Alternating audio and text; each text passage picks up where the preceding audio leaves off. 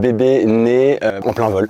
On dit toujours que l'enfant va avoir des billets gratuits à vie. Alors je ne sais pas si c'est une légende ou pas, mais je crois que tu as des compagnies qui vont offrir des billets à vie et d'autres compagnies qui le font pas du tout. En tout cas, ce qui est sûr, c'est que nous, en tant que steward et hôtesse de l'air, on est formés, alors on n'est pas des sages-femmes, hein, mais on est quand même formés aux gestes de premier secours et entre autres aux accouchements. Donc on a un peu de matos, c'est pour couper le cordon ombilical, mais non, je crois qu'on touche un peu à la légende dans ce cas-là. L'avion il bouge en fait, t'es en train de voler là tranquillement et puis d'un seul coup ça bouge. Alors ça peut être dû au fait que tu passes dans un nuage, ça peut être à cause du vent, ça peut être à cause d'un avion qui était devant toi qui a laissé un petit peu un changement de température on va dire qui va faire bouger l'avion.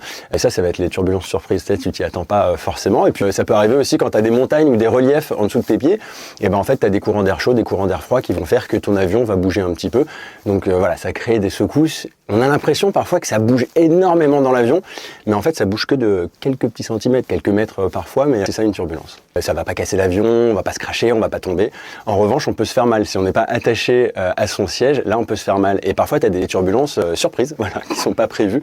Et là ouais, effectivement, t'es pas attaché, tu peux te cogner au plafond, tu peux tomber, tu peux te faire mal. Si une personne meurt dans un avion, parce que ça peut arriver, hein, c'est le cycle de la vie, on a des procédures à suivre, mais en fait là ça fait peut-être partie d'une procédure dont je pourrais pas forcément parler en détail. Je pense qu'il y a une part de, je vais pas dire de mystère, mais un secret un peu professionnel, donc je pourrais pas rentrer dans le détail, mais en tout cas, ce qui est sûr, c'est qu'a priori, on va aller jusqu'à destination.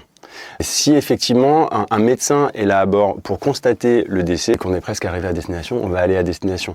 Après, pour tout ce qui est, on va dire, c'est compliqué de parler de ça, de logistique. Je sais pas si j'emploie vraiment les bons termes, mais je pourrais pas rentrer dans les détails.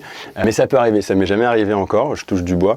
Mais c'est vrai que ça peut arriver, tout comme les accouchements à bord, ça peut arriver, tout comme les décès à bord, les crises cardiaques, tout peut arriver à bord, quoi. Si je peux donner une raison pour ne pas avoir peur en avion, ce serait peut-être qu'un avion est fait pour voler et il ne tombera pas.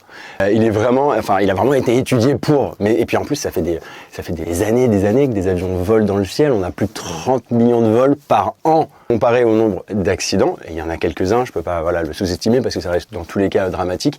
Il y en a très très peu. En fait, ça reste le moyen de transport le plus sûr du monde. Je sais que c'est une phrase qu'on entend tout le temps, mais elle est vraie. On part beaucoup moins sur des escales longues, on part pour 24, 48 heures, parfois un tout petit peu plus. Mais en fait, il faut se remettre dans le contexte. En fait, on est un peu comme dans Secret Story. C'est ce que je dis à chaque fois, on est confiné dans un avion, dans un tube de 70 mètres de long.